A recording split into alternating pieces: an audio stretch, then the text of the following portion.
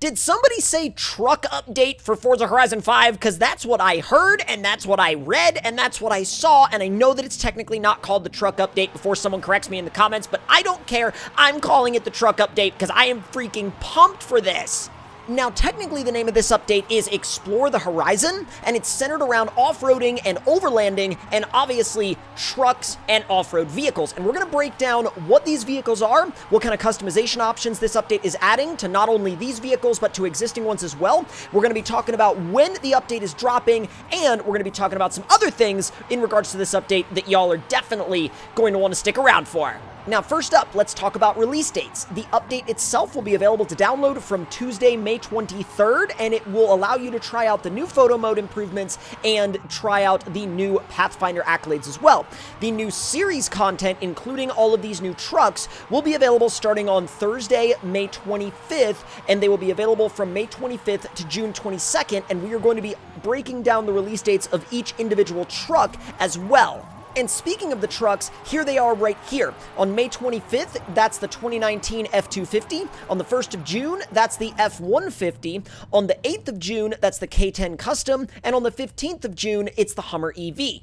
Now, first up, let's talk about this 2019 F250 6.7 Power Stroke with all of the Diverty Designs upgrades. Now, this thing is putting out about 850 horsepower. They didn't give a torque figure, but I'm sure it's up there in the thousands. And of course, it has this gnarly fold-up bedside technology. It's also worth noting that this truck comes directly from the game already with 37-inch tires, and so this thing is basically ready to go and explore wherever you want. And can I also just say how incredibly cool it is that we're literally going to have a lifted F250, a lifted, built 6.7 Power Stroke F250 with 850 horsepower and 37-inch tires in Forza Horizon 5. That's freaking sick!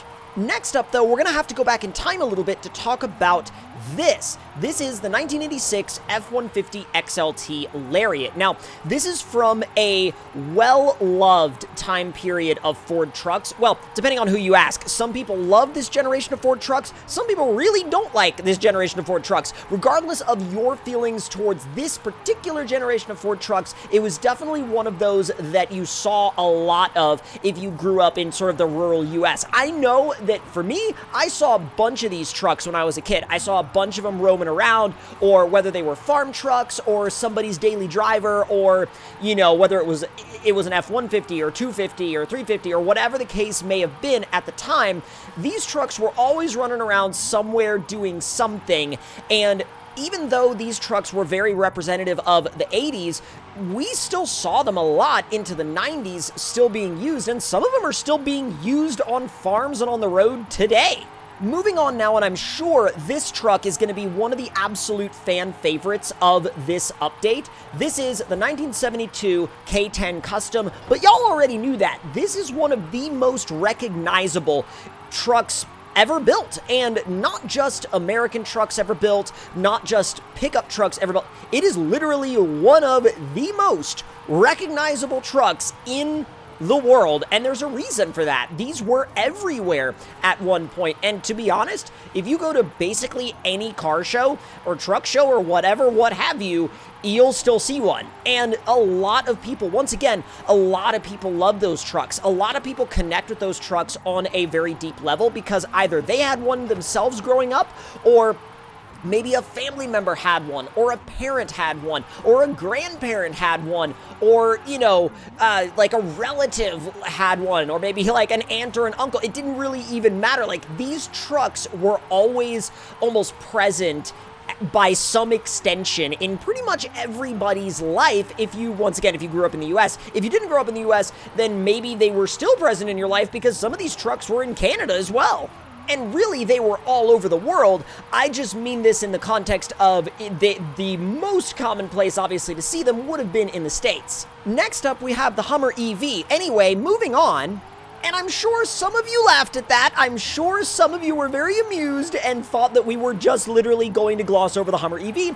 And we're not going to spend a ton of time on the Hummer EV, obviously, because I know that it is not a fan favorite by any means. However, I do think that what they're trying to do with this thing is pretty dang interesting, at least from the standpoint of technological development. And yes, I know that there are a lot of people out there that are like, oh, all EVs are bad, and EVs are just, you know, if you like EVs, then that means you're trying to get rid of all gas cars and this, that, and the other. And here's the thing, like, I remember seeing like a truckload of development model Hummer EVs on the highway, and I'm assuming they were coming back from some kind of off-road testing or whatever, and these things were like beat up. Like, they had dents in them, they had dings in them, they had scrape marks from rocks. I don't know what the heck they were doing, because this was before they released, I'm pretty sure, and it looked like, if I could be completely off on this, but it looked like what the test team was doing was taking them out to off-road parks, beating the crap out of them, and seeing if they would hold up, and that seems like a pretty enthusiast-oriented thing to do. But at the same time, I completely understand if you are not interested at all in the Hummer EV solely because of the fact that it is an EV. I get that. That's your decision. It's no worries, no big deal.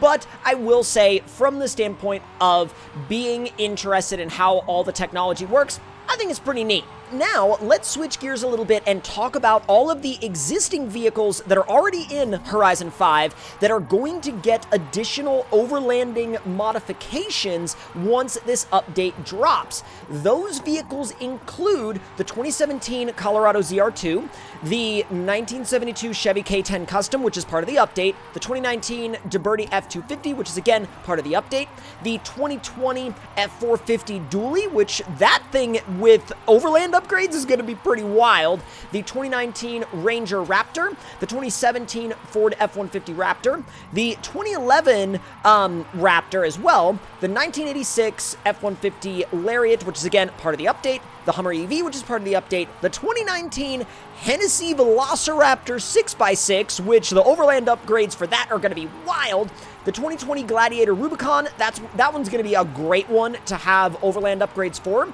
the 97 Defender 90, the 2014 G63 AMG 6x6, the 2018 Mercedes X-Class, the 2016 Nissan Titan Warrior Concept, one of my personal favorites, and last but not least, the 2017 Ram 2500 Power Wagon.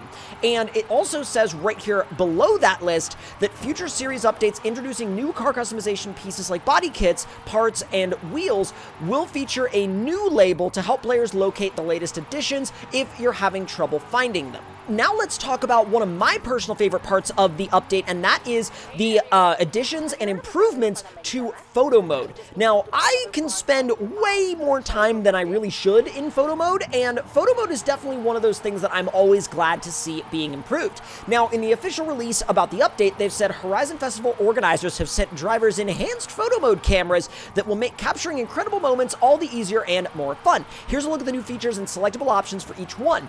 Time of day changes. That is sick. You get default, dawn, sunrise, morning, early afternoon, late afternoon, sunset, evening, and night. Weather changes, all within photo mode. Default, clear, clear post rain, cloudy, cloudy post rain, overcast, light precipitation, heavy precipitation, gale, and fog. Wheel tilt.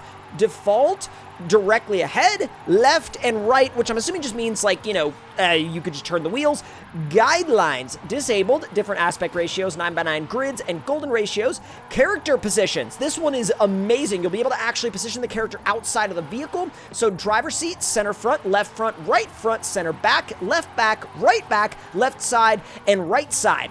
Character emotes, various emotes unlocked by the player are supported. Photo presets, added to the effects menu.